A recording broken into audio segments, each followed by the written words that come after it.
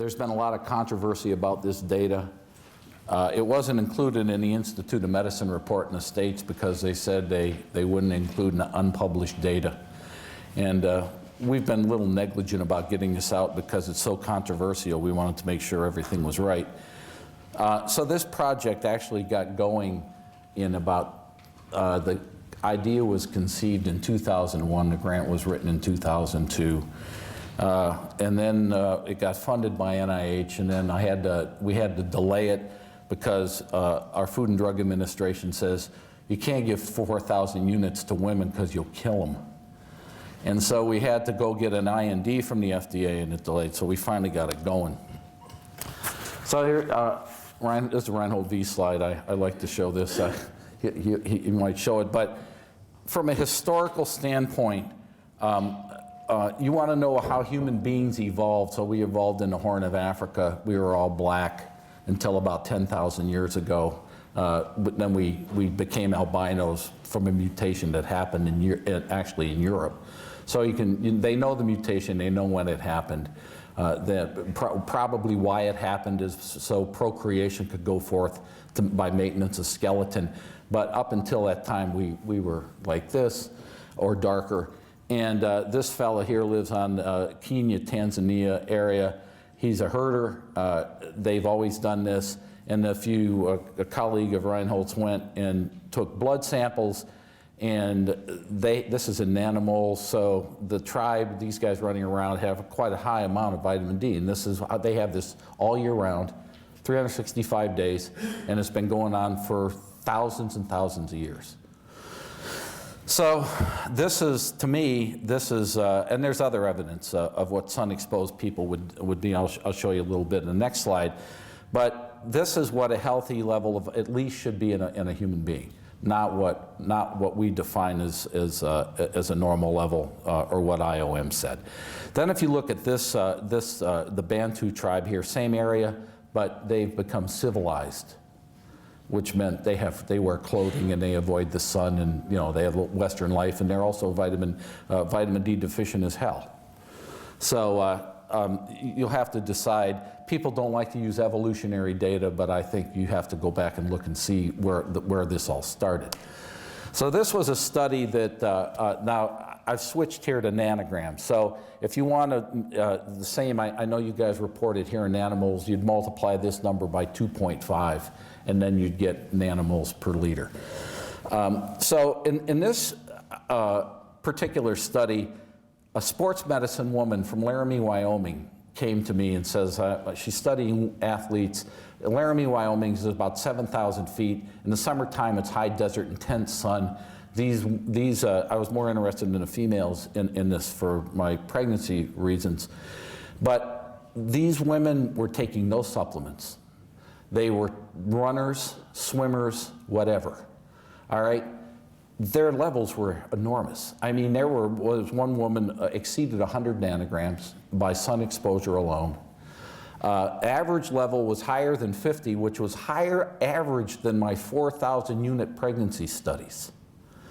So, IOM would warn these women that they're going to get cancer from too high a vitamin D, but I don't see anybody out there warning people to stay out of the sun to make the amount of vitamin D that these people are making normally. That's okay, but don't get it orally for God knows what reason. But you achieve these levels at least periodically. Now in the wintertime in Wyoming, this isn't gonna happen because it's 20 below zero there. But in the summertime, and so what happens is you get in northern latitudes, you get this cycle up and down, and that's not good. The previous slide, the tribesman, the Maasai tribesman, he stays at that level all year round. He doesn't go up and down. And this cycling up and down is a phenomenon of living where the sun intensity varies. And that's a new phenomenon. It's only been going on for about 10,000 years. So I think, and George Eber's, a colleague of mine, said, as far as this variation goes, this is an experiment that's only been going on for 10,000 years and may well contribute to a lot of the chronic diseases that we see, because our genome has not adapted to this incredible fluctuations in content and up and down. And if you're a dark-skinned individual living in a place like this, you're hopeless, okay? Sunlight's not going to do it. You're not going to make anything. You're totally dependent on diet.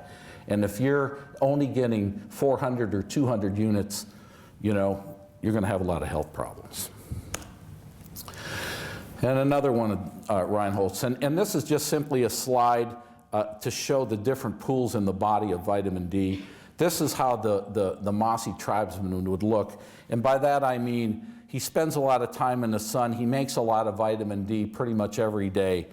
And so he has the precursor for all of it, which is vitamin D, which is made in your skin and released into your blood.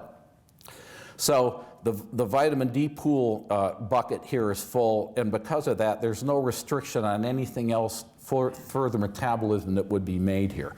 So there'd be plenty of vitamin D. The body's regulating the production of everything.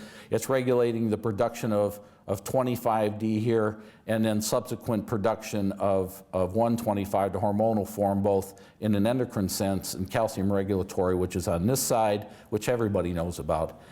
Because without regulating that, you wouldn't, it's not compatible with life. And on this side, the paracrine endocrine control, that basically these enzymes are constitutively on, and they're dependent upon how much substrate is being supplied to them for maintenance of cellular functions such as oncogenesis, inhibition of oncogenesis, and things like that. So anyway, this would be a healthy individual. So this is an unhealthy individual. And so if I went into this audience and I took a blood sample, except I know Reinhold would be different and I would be different because we have a lot of vitamin D in our blood. We take a lot of, I take 4,000 units a day. So if you're just relying on the amount of sun exposure that you're getting here in England or the 400 units that you're taking from your vitamin pill, this is what you look like. You have no substrate. Your substrate's starved. And because of this, because of this substrate starvation here, you can see what happens to these pools. Now you maintain this because you have to, but this portion here suffers. And that's the contributing factor for all the chronic diseases. So what do you do about that? The Institute of Medicine said in their report that an idiotic statement that said that the diet would supply all the vitamin D that you need, okay? And as a nutritionist, I say, it's no diet that I know. You know, and it's no diet that I know would do that unless you're an Eskimo and you eat a lot of raw fish. But a normal diet that you would eat here does not contain enough vitamin D. And this is data from our pregnancy population in South Carolina. And even using the IOM criteria of 20 nanograms, that still leaves 70% of the African American population here deficient. And South Carolina has about 40% minorities in the southern, and South Carolina it's a tropical environment. We have palm trees, all right? Still we have this sort of deficiency. The same thing that would happen here. So the recommendations about the IOM committee as far as health goes are useless, okay? They shouldn't be listened to by anybody. Those recommendations are basically defined for food fortifiers, and that report is never meant to be taken in between a health provider and their patient, okay? It's not meant for that. So what's the deal with vitamin D and as a public health issue? So does everybody in this room know where the initial recommendations, actually there was a British guy in the mid-40s who made a recommendation that said, it was published in a Obister, I think his name was, published in a British medical journal that said pregnant women needed several thousand units of vitamin D per day. All right?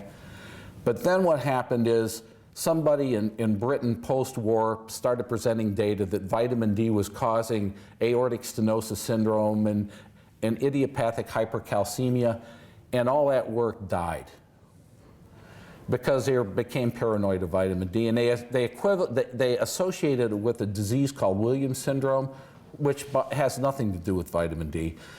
But then they did experiments and they did poison animals, and they came up with aortic calcifications, and there were papers published in the 60s by prominent pathologists that said vitamin D causes aortic stenosis syndrome, and when that happened, vitamin D became poison to a pregnant woman, and that still is why many obstetricians today will not consider giving vitamin D to a woman because of these old, I call them medical tales and medical lore, and because of these misconceptions that happened in the past. And you'd be surprised, these misconceptions get passed down. It's the same misconception that still holds today, is that vitamin D causes kidney stones. All right, I get that. Even nephrologists believe that. But if you go back and you say to those individuals, go back and find a scientific publication that states that. Don't give me references that reference a reference and reference and reference. Find that publication, and they can't because it doesn't exist. And I know it doesn't exist because when I had to write the IND to get my pregnancy grant, I had to search all that literature. That's a medical tale. Vitamin D has never been shown to cause kidney stones. All right? So it's a health issue, and the initial amount of vitamin D that's supplied to individuals largely came from the Gilbert Forbes Committee in 1963, when Gilbert Forbes assembled some nutritionists in the U.S. in Rochester, New York, and said we got to make recommendation to prevent rickets in children, and we know that a teaspoon of cod liver oil will prevent rickets. It had about 400 units of vitamin D, so that's the recommendation.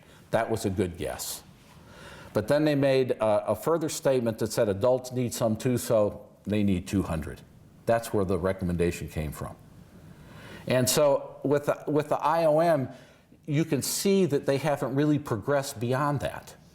I mean, that's still where they're coming from, and totally coming from a skeletal perspective. So we wanted to evaluate in pregnant women the effectiveness of, we call it high dose supplementation. I have issue with that. It's physiologic dose supplementation. It's high dose by comparison of what you've been taught, but it's physiologic dose, totally a physiologic dose. How much would it take? So specific aim, #1 of the grant, and I'll tell you that NIH spent about, between all the funding of this, it was about $10 million. So when you say to run, and we did 500 women, so when you say that you want to run a randomized controlled trial, that was 8 years and $10 million and 500 women. Who's going to pony up the cost to do that? You know, if it doesn't come from the government, no drug company's going to do it, because all that does is impair the sales of the drugs that they're trying to develop to overcome the diseases that probably would be overcome by increasing vitamin D supplementation. So it falls on public government, on funding organizations, and I can tell you to get a grant of that size through the NIH is nearly impossible. So we wanted to look at the efficacy on ethnicity, UV exposure, and alleviation of hypovitaminosis.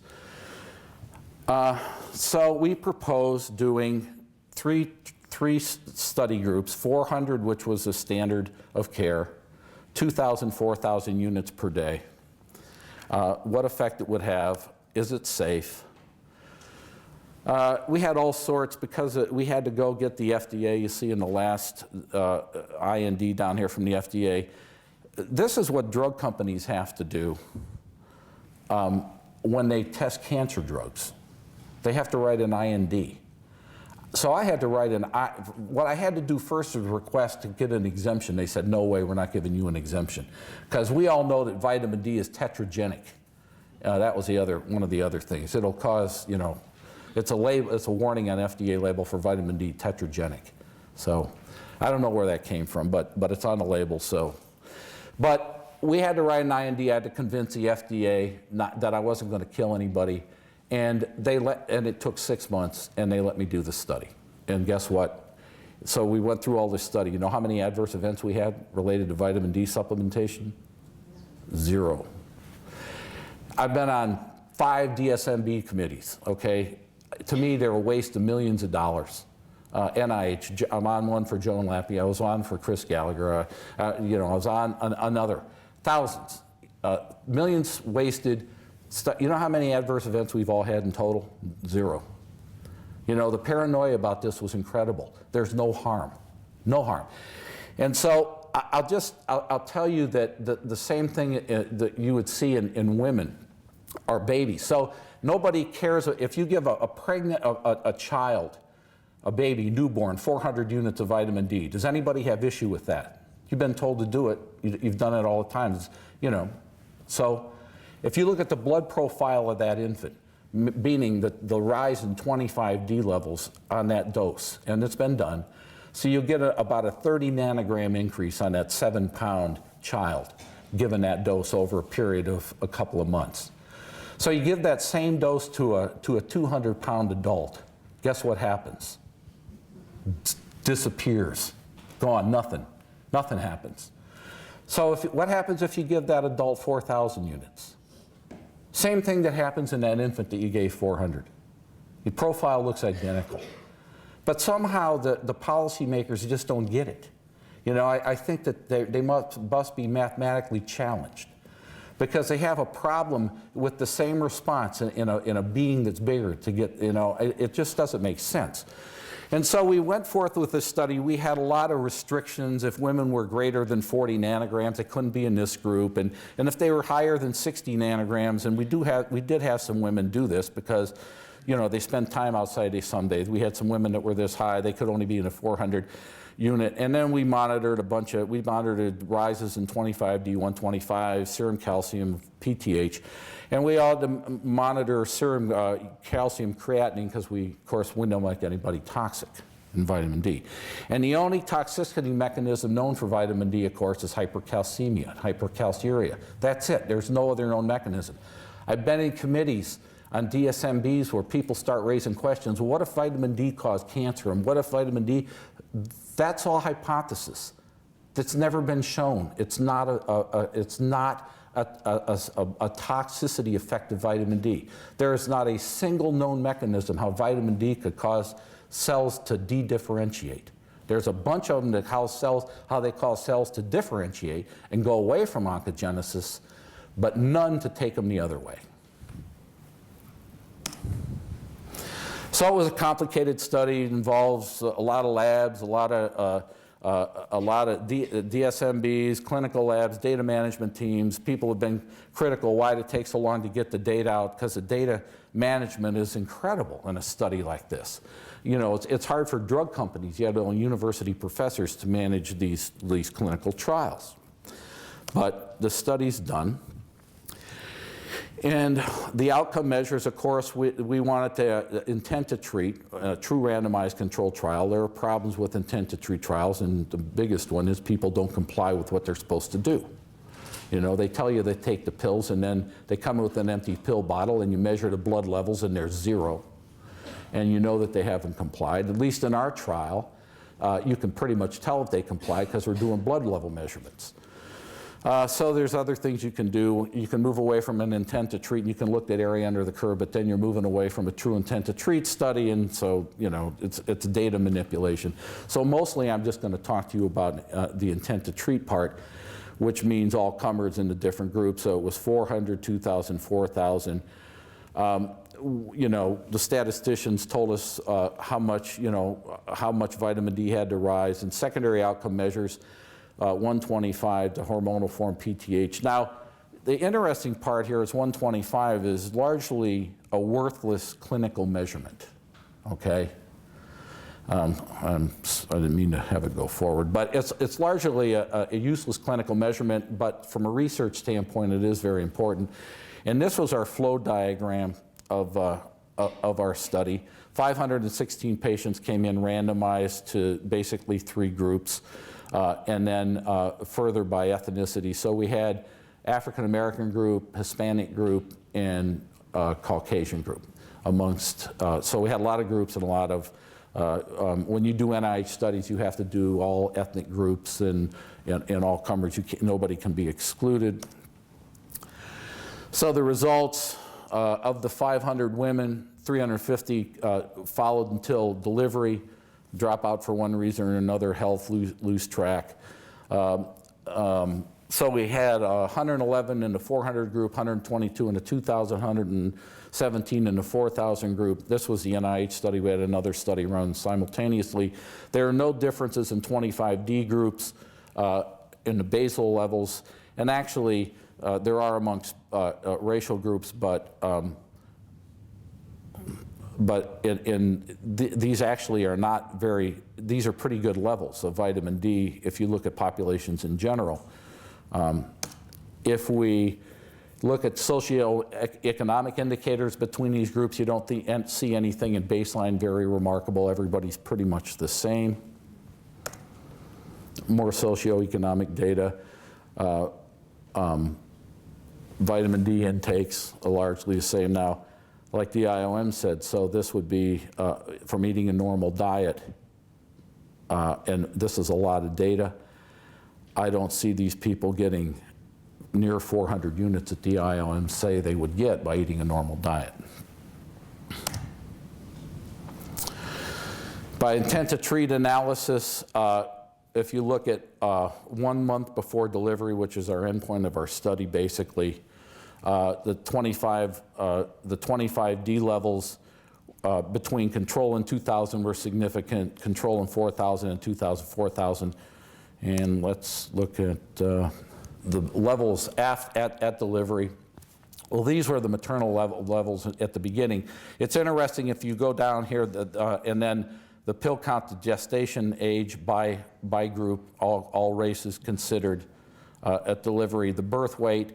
It's interesting that the birth weight is slightly higher in this group, but not significant. But the most interesting part here is that the neonatal amount in the cord blood, of course, is affected by the amount in the maternal blood. And this is important because it's recently been shown in a collaborative study that I did with Robert Modlin's lab that a certain amount of vitamin D is required in the cord blood for the infant to mount innate immune responses appropriately.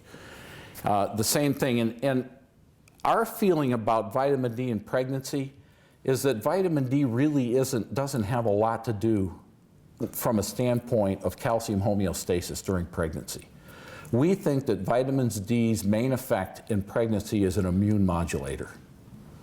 Okay? And I can say that because we saw a lot of bone density data. We did bone density. I don't have that data here to show you, but it's largely unremarkable. I basically think that if the mother didn't even have much vitamin D during pregnancy, that the fetal skeleton and her skeleton would actually be in pretty good shape. But there would be other issues to deal with. Cell differentiation issues and infection issues. So if we look at the mean circulating by race, here's African American on 400 units. So African Americans on 400 units don't even reach 20 nanograms. Hispanics and Caucasians, because of the more increased sun exposure, do. And in fact, it's interesting in the Caucasians. So this is the 400, 2,000, 4,000 group. Hispanics, it's really noticeable in the African American people of color group. You can see how important it is in this group of patients to get the elevated level of vitamin D into these patients, because they simply, and the farther you go north in England, it would be worse. Okay, this population would be worse. These populations, you're not going to be what we are in South Carolina in a tropical environment. And so this slide, basically we measured vitamin D. You never measure vitamin D, the parent compound, except in research environments. It's very difficult to do. What's interesting here is, so this is vitamin D. Remember I told you that the pool is empty if you're not taking substantial vitamin D in that first slide, the first bucket? Okay, so all these women's buckets are empty in the beginning, because none of them have taken substantial amount of vitamin D. You might have had 1 or 2 sunbathers, but as a population, this is the detection limit of the test. There's nothing there. And I'll show you why that's important in a minute. Then when these are weeks of gestation, we started supplementing these women with, this is a 400 units. You can see what it does. It does nothing. gets lost. There's just not enough. 2,000 units, you start getting a significant, rise in vitamin D levels, and at 4,000 units, basically the blood levels you attain there probably look like the Mossi tribesmen on the plains of Africa. You have substantial amounts. This is very important in pregnancy and even more important in lactation. I'll show you at the end of the study. So the important point here too is that vitamin D itself has a very short half-life of about 1 day. So the half-life of vitamin D is 1 day. The half-life of 25D is about 3 to 4 weeks. So they're very different compounds. This compound needs to be repleted every single day, where 25D is more stable and is the indicator. But I have issues with dosing at larger dosing intervals.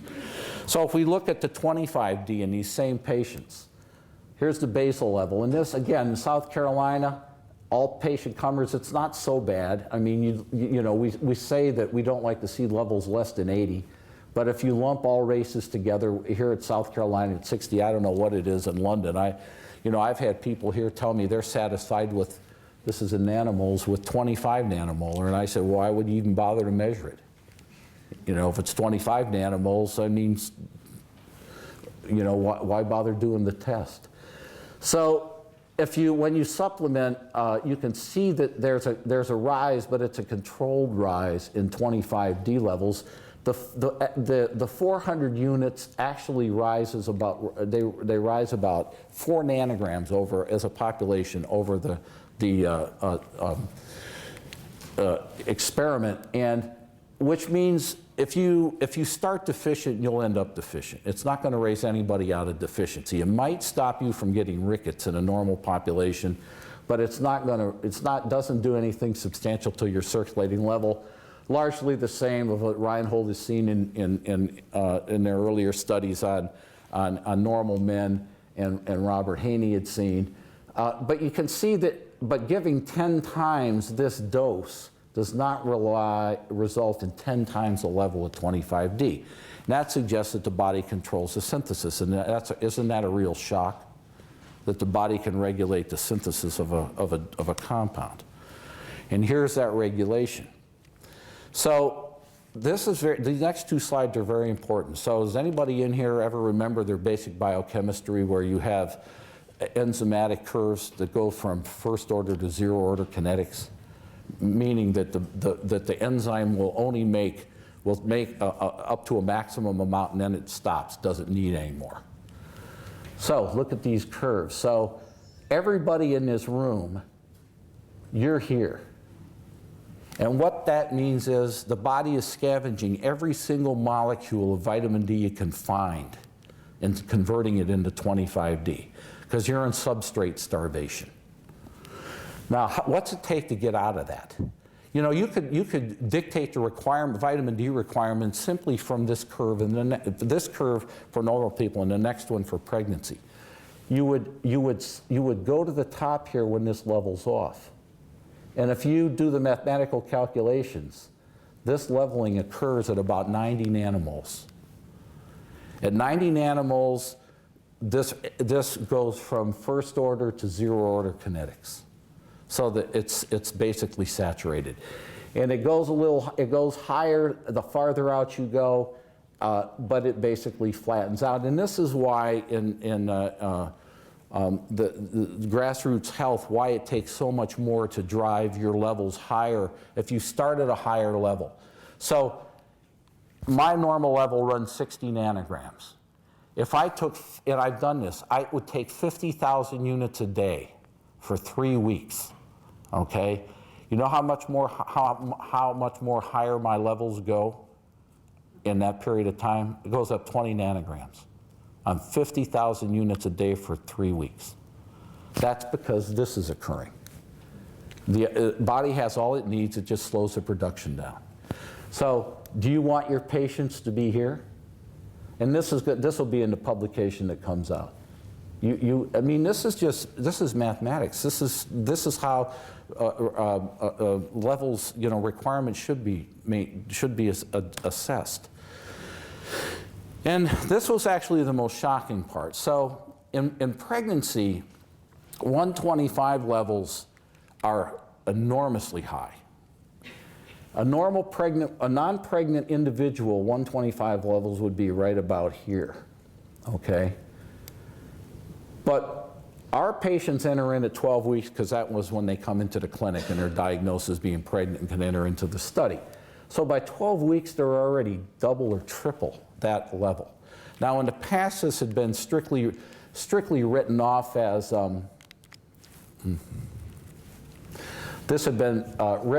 just a rise in the carrier protein concentration, but that's not what's going on here. All right, so what happens in the pregnant woman is that the amount of this hormone, the circulating 125, rises instantaneously upon conception, because at 12 weeks, there's no calcium mobilization happening here. The fetus is the size of a pinhead. So what's going on? Why is this occurring? We feel it's occurring to alter immune response. What 125 does in your adaptive immune system is it alters T cell production to go from in the direction of T1 to T2. That means you don't auto-reject the fetus. All right. The other thing that vitamin D does immunologically during pregnancy is it turns on your innate immune system, which is your primitive barrier function protection. And that's, vitamin D does that. It's independent, and so these compounds, I think, greatly affect immune function. And what we found in this group, and this was startling, was that it was driven by 25D content. Notice that when you get out here, these two higher groups were 25D. This is a 2 and 4,000 group. These move higher. They're actually about 30% higher. But notice that the amount between the 2,000 and 4,000 are the same. This indicates that there's vitamin D deficiency if you define vitamin D deficiency as an active form of the vitamin not being produced in adequate amounts. This has not ever been addressed before. I don't know if it occurs in normal people, but it certainly occurs during pregnancy. So you can't tell from this graph how much 25 you need to make this happen, but you can from this graph. So if you plot, there's about 4,000 data points here. And it's the same type of curve. You go from first to zero order. This is circulating 25. How much 25 do you have to normalize 125 production in a pregnant woman? And the answer is about 40 nanograms. So the pregnant woman needs 40 nanograms to optimize the production of the active form of vitamin D during pregnancy. That was probably the most important thing coming out of this study, and had never been seen before. And it had never been looked at before. Nobody ever had data like this before. This was a huge amount of work to measure this compound. I personally measured every single sample. It's very difficult to do. I wanted to make sure it was done right. I didn't want to be questioned about the analysis, and I personally measured all these samples for 125. So these data are immaculate. Then we come to this study, okay? Everybody has always, they're concerned about vitamin D toxicity, hypercalcemia and hypercalciuria. Now this is an interesting graph because this actually confirms some of Robert Haney's stuff in non-pregnancy that says that 25D levels have to be 30 nanograms or so to optimize intestinal calcium absorption. Now, we didn't measure intestinal calcium absorption, but we did measure basically calcium excretion into the urine. And guess what? It's not normalized until about 30 nanograms. So not only what happens at these low levels, basically this is telling you that you probably have compromised calcium absorption in the gut of the woman until the 25D levels reach about 30 nanograms, and then you reach an equilibrium in calcium absorption, by which you can go farther out here And vitamin D has no effect whatsoever on calcium absorption or calcium excretion into the urine. So much for the fallacy about these levels of vitamin D causing kidney stones. Just doesn't happen. So there's no, at these levels, these are physiologic levels. The Mossy tribesmen or the women in Wyoming have these same levels. Why should they get kidney stones? I mean, why would women getting 4,000 units orally, why should they be any more susceptible? And the answer is they're not. Parathyroid hormone is not the driver behind all this. You know, it's rather unremarkable. You don't see any great differences. The intriguing question to me about 125, if you or I had levels like that, okay, we wouldn't be sitting here, we'd be in the emergency room of the hospital in hypercalcemic. We'd have hypercalcemic shock with 125 levels as high as those pregnant women have. So the question is, to those women is, how do they stand those levels? And I believe it's coming from the kidney. I don't believe it's coming from the placenta. And why is the kidney enzyme unmasked? It's not being controlled by calcium homeostasis at all, because there's no abnormalities here. There's no hypocalcemia, there's no hyperparathyroidism. Something else is driving it during pregnancy, and that's a good question. I don't have the answer to that. But it's probably driven from an immune standpoint, so to drive immune tolerance in one fashion and compromise an innate function and an innate immune function in another. So much for the driving of calcium homeostasis. It just doesn't seem like it's the driving force here. So what happens in the outcomes? Now, remember in this study, when we initiated this in 2002, we didn't have any idea vitamin D would be associated with infections or birth outcomes, or preeclampsia or preterm labor. No one had thought of that. We were just looking for we were looking at how much vitamin D we would give, but fortunately, all that data is collected because all that data is collected by the OB when these women come in for their visit every month. So all the data are collected and we can look at these things. So if we looked at in our NIH study and we controlled for race, we have a lower incidence of preterm labor if we control for race. Complications of pregnancy are lower, and comorbidities of pregnancy are lower. Now, will this hold up? Okay, the study wasn't designed. This is secondary analysis. And we don't have a lot of patients. I mean, 500 patients or 300 patients is not a lot to do this type of study. It would indicate that vitamin D is effective, okay, and it would go along with the epidemiologic data that you would see. But one thing I can tell you is that the vitamin D levels we're talking about here are totally safe. They're not going to initiate any harm whatsoever. So if you go back and look at this for area under the curve and you move away from the intent to treat, so what this does is you try to eliminate the non-compliers, of which are a significant problem in these studies, and you end up with a lot of positive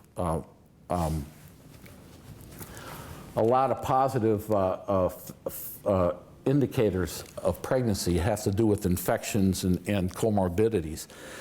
It's very complicated, and we're going through this right now by controlling, the initial study was controlled for by race across, the design controlled for race. But if you move to area under the curve, then you have to do further controls by race, and it really gets complicated, and that's where we are now with this data. So we do see positive things having to do with preterm labor, just preeclampsia and infections. Now, whether it'll hold up long term or not, but I would suspect yes, it will. And there are a lot of, like I said, there are a lot of biochemical mechanisms to explain what we see here. We also had another study going on. The Thrasher Research funds funded this. Was largely the same thing, except it was being done in minorities in another part of the state. And it wasn't as well controlled as the NIH, and we didn't do a control group. We actually think it's unethical to, give 400 units to these women because we know they're deficient and they stay deficient. And we think that it will compromise health outcomes. And so the Thrasher Fund grant was largely in minorities, and we just didn't want to give 400 units to this population. And so it was a slightly different study, but the results were largely the same. It confirmed the NIH and NICHD study. We're trying to figure out mathematically how to merge these studies. We saw largely the same trends in this study, socioeconomic. Basically, the outcomes were largely the same. 2,000 and 4,000 did, actually in this group, 4,000. We're recommending, by the way, when we get through all this, that all pregnant women take 4,000 units of vitamin D. Being looked, IOM just recommended 400. We're saying 10 times that much. And there is an enormous amount of fighting going on. There are personal attacks trying to discredit the studies. This study will be published, the NIH study will be published online probably in about 2 weeks in the Journal of Bone and Mineral Research. Some more prestigious journals turned it down simply because they didn't want the controversy. I mean, after the IOM report comes out and says 400, and we come out and we say 4,000, that's a big difference. And I want to get to this lactation part here because I know but it's a big issue. We have another grant running simultaneously. This grant has got one more a year. And basically what we wanted to do in our lactation grant was we went back to the NIH and we said, this is actually the preliminary data, but the data that will come out I think will be the same. And this was initiated long ago when I was in graduate school, and I'm sure you've had the same questions. So you're taught in medical school or graduate school that human milk is the perfect food except for one thing, okay? So what's the one thing? It's vitamin D deficient. So how can that be? You know? What did babies do before we discovered vitamin D? You know? So did you ever think that it was the supplementation recommendation that was deficient? So if you give women, if you keep them deficient, their milk's going to be deficient. It's not deficient in vitamin A, it's not deficient in other nutrients they normally would get from the diet. So how about vitamin D? But when you define a level like Forbes did at 400, you're cursing these women into deficiency, and of course their milk is going to be deficient. So we said we have the answer, and in fact, the light went on years ago. But if I had gone to my IRB, and say in the 90s, and would have said, you know, I have the answer to this, but your upper safe intake limit is 2,000, but I want to give these women 6,000. They would have said, yeah, right. You know, we're never going to okay that. And so it was, you couldn't even propose doing these studies. So when Reinhold published his study and Robert Haney published his study about giving men 4,000 and 10,000 units and seeing no adverse events, I said, here's my opening. Okay, now I can get this through my IRB. And so I go in there and I say, we'd already done a pregnancy study, and I said, I want to give these women 6,000 units, and by now our IRB is whatever you want to do. You know, go ahead and do it. You know, they hadn't seen any adverse events, so we went ahead and did this study. And what we did was, in our control group here, we did basically standard of care. So the mothers got 400 units and the babies got 300 units. This is basically what pediatricians are supposed to do for breastfeeding infants in the States, especially the 300 to the mother, because the milks are all deficient. So if you take these mothers, okay, and this was done, this study was initiated in the fall and went through into the spring. These are monthly visits. We measured the vitamin D, the parent compound in the mothers, and it's largely not there, except out here. When women were told not to go in the sun, except in Charleston, it gets nice in the spring and they start going.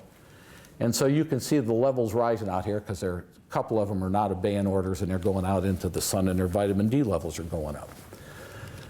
And these are all in Caucasians, by the way. This is all Caucasian subjects.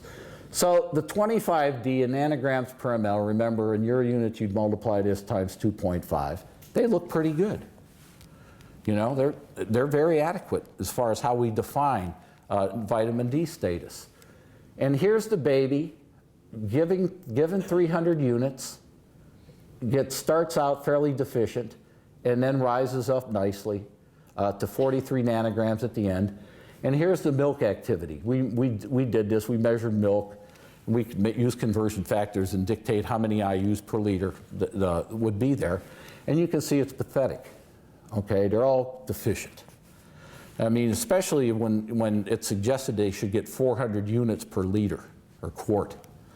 So this is standard. This is why milk was defined as deficient. And, you know, why milk is not perfect.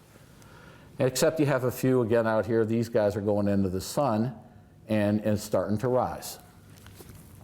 So here was our experimental group.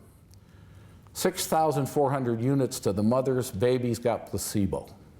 This was actually published in Journal of Breastfeeding Medicine, preliminary study. So we gave the women, nursing moms, 4,600 IUs of vitamin D every day. This is a daily dose. And we measured vitamin D in these women, and so look at this. Goes up by a magnitude, the vitamin D. So the important thing here is in milk, it's the parent compound that gets transferred. 25D does not get transferred. I mean, I've known this for 25 years. Okay, 25D transfers into the milk at a rate of about 0.5%. So 0.5% of what's in the blood will end up in the milk. Vitamin D, on the other hand, will transfer in at about 40%. So this is the case where supplying the parent compound every day is very important. So it goes up by a magnitude by a magnitude. 25D levels increase, but look, no one got toxic. I mean, you move it from a fairly good level to a good healthy level. And look at the babies, and this is all coming from mother's milk. It's equivalent to them getting 300 or 400 units straight away. And look at the milk activity. So we ended up, this data got us a big NIH grant to do a randomized controlled trial. And during the negotiations, they said, well, we would like you to do, at the time the UL was 2,000 units, the upper safe intake. They said, we want you to do that group too. I said, I don't want to do it. I know it won't work. They said, well, we want you to do it. I said, well, it's your money, so we'll do it. Okay? So 2 years into the study, we have a DSMB, Data Safety Monitoring Board. The Data Safety Monitoring Board is, we're looking at the babies attaining a minimum amount of vitamin D levels. And if they don't, it's either because the treatment isn't working or the mothers aren't doing what they're supposed to be doing.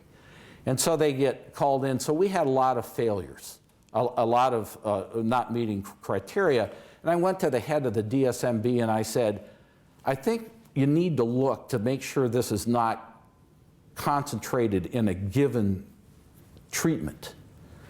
And sure enough, it was concentrated in the 2,000 unit treatment. It wasn't enough.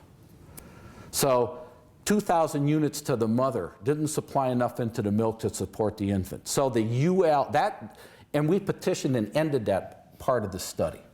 We petitioned NIH and said, I told you it wouldn't work, it's not working, we don't want to waste any more time and money on this group. And NIH said, we agreed, don't do it anymore. So the 2,000 UL at the time wasn't even sufficient to pass enough vitamin D. And so I can say without reservation that if you have women who are lactating and you don't want the child to take drops, Give them 6,000. Give them 10,000 is okay too. You could give them 20,000 if you want to take them that high. And the rule of thumb is that for every 1,000 units you give that mother, she'll transfer 100 units of activity into her milk. That's about what happens. So you can calculate roughly of how much you want that mother to transfer to that child.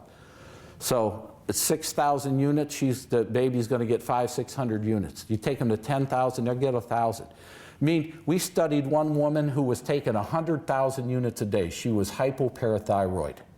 This was way back in the 80s. This paper was published. She was taking 100,000 units a day because she was hypoparathyroid, and in those days, that's how they treated it. She had 2 separate pregnancies that went to term, totally normal child. Her milk levels of vitamin D were 8,000 units per liter. So there's no end to how much can transfer, and it's linear. It's transferred pretty much like cholesterol would be.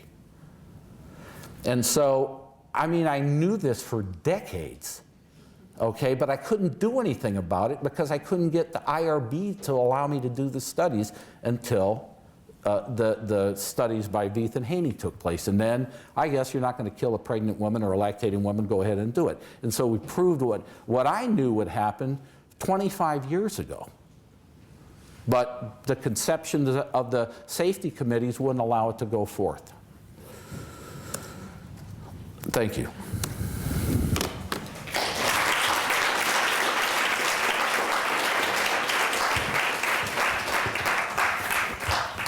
Thank you very much, Bruce. Any questions, comments? Hi, sorry, I missed the start of your presentation, so maybe you answered this question. What formulation are you using? These are very high doses of vitamin D. We had these pills made. They were made by an operation called Tishcon to our specifications. Are they in oil? Huh? Are they in oil? No, they're not in oil. But in the States, you can buy whatever you want. You can go into any grocery store now, and there's 5 different levels of vitamin D, anywhere from 400 to 10,000 units, whatever you want to pick off the shelf. Fish oil, I mean, in gel caps. I mean, 5 years ago there was nothing on the shelf. Now they're loaded, and whatever dosage you want to take. Thank you. Good morning. Out of interest, you said on the data that came up on your studies was that you tested 98 African and Caribbeans, 137 Hispanic, and 115 Caucasian. Why, if you knew that the level was usually lower on Caribbean women, did you not increase the number in your study? It's a recruitment issue. We actually extended the study for an extra year to get that many African American women into the study. Largely, that segment of the population does not want to participate in the studies. The excuses we get is you're experimenting on us, and the usual. It's an ethnic deal, and so the study had to go for an extra year to get that many minorities into the study. Now it's interesting. We didn't have that problem with the Hispanics, but the African American population is especially hard to deal with because of preconceived medical notions. I mean, we worked hard to get that. And that's a problem in clinical studies in general in the States. Dr. Hollis, in your vitamin D supplementation to the mother's trial, where you were supplementing 4,000 units, the baby's levels at birth were pretty high, around 60 nanomoles per liter or so. So were you able to study these babies prospectively and see them later? We're following them for 1 year.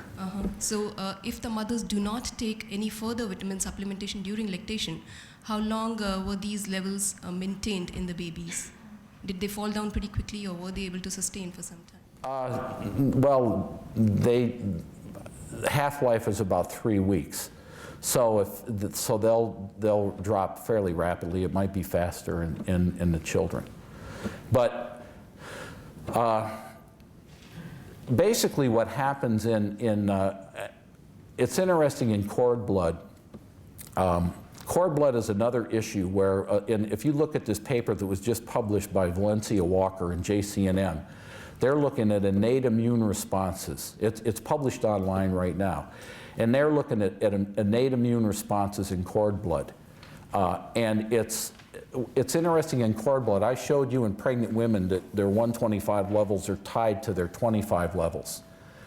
In the cord, they're linearly tied, meaning that 125 is made in a linear fashion if you look in the Walker paper.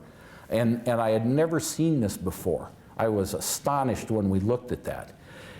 And the low vitamin D in that cord blood will compromise the infection fighting capability of that child on the fetal side of the placenta. And which means if a woman, the fetal side of the 25 level is about 60% of the maternal level. That's just what it is. There's a gradient. So so if you want to keep a fetal level at 80 nanomoles, the mother needs to be 60, that's 60% of what the mother's level is. The mother has to be that much higher to make that occur. And so, that's why we're recommending 4,000 units, because I believe that a pregnant woman should have at least 50 nanograms in her circulation of 25D to make all these things normal, optimal. I know that I'm talking to you guys where you see women with 25 nanomoles, 10 nanograms. And I'm telling you that the levels need to be 5 times that much. And, if you get blowback from the physicians, then I'd say, do you have any, forget about skin cancer, send them to the tanning booth. Is anybody warning them about that? Or go to the south of France for the summer and spend the time outside. Don't wear sunscreen, because that'll block everything.